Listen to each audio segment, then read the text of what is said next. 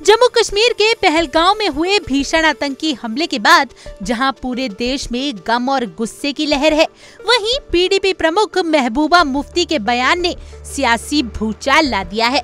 एक तरफ 26 लोगों की दर्दनाक मौत और 17 लोगों के घायल होने से तनावपूर्ण माहौल, वहीं महबूबा मुफ्ती के सुर सरकार की नीति पर सवाल खड़ा कर रहे हैं। उन्होंने न सिर्फ इस हमले की निंदा की, बल्कि साथ ही ये भी कह दिया कि कश्मीर को बदनाम करने और स्थानीय लोगों को आतंकवाद से जोड़ने की साजिश रची जा रही है।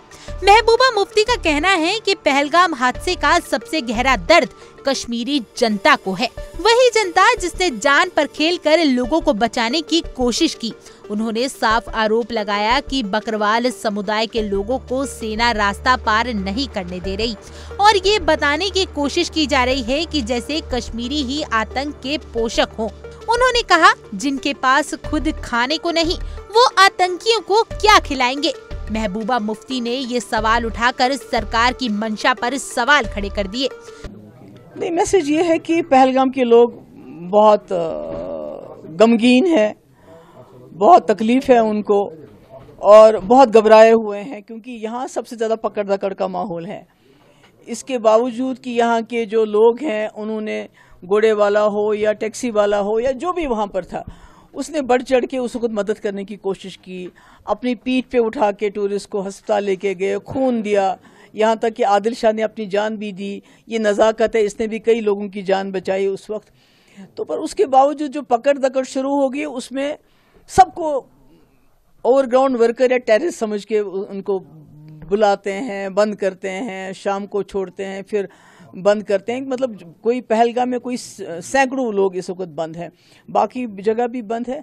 तो मुझे लगता है ये सही बात नहीं है, ये नहीं होना चाहिए, क्योंकि जब कश्मीरियों ने अपना दिल खोल दिया है तो अब मुल्क के लोगों को भी भरोसा करना चाहिए और ये जो पुलिस की पकड़ दकड़ है या आर्मी के जरिए पकड़ दकड़ है, इसको बंद किया जाना चाहिए।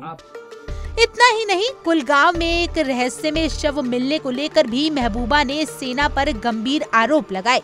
उन्होंने कहा कि इम्तियाज अहमद मार्गे को 2 दिन पहले सेना ने उठाया था और अब उसका शव नदी से मिला। महबूबा ने इसे एक प्लान्ड नैरेटिव बताया, जिसका मकसद कश्मीर की नाजुक शांति, पर्यटक और सांप्रदायिक सौदाई को बिगाड़ना है।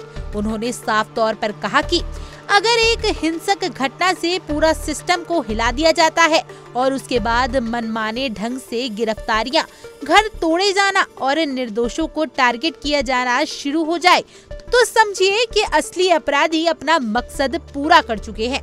महबूबा मुफ्ती ने पहलगांव हमले की उच्च स्तरीय निष्पक्ष जांच की मांग करते हुए कहा कि बांदीपुरा और कुलगांव की घटनाएं सुरक्षा एजेंसियों की भूमिका पर गंभीर सवाल खड़े करती हैं। इस पूरे घटनाक्रम ने घाटी की राजनीति को फिर से गर्म कर दिया है। एक और सरकार आतंकी गतिविधियों को कुचलने का दावा कर रही है, वहीं दूसरी ओर स्थानीय नेतृत्व इसे मानवाधिकार उल्लंघन और राजनीतिक दमन करार दे रहे हैं। क्या महबूबा मुफ्ती का ये तेवर घाटी में जनता की आवाज बनेगा या सियासत की चिंगारी में और भी आग लगाएगा?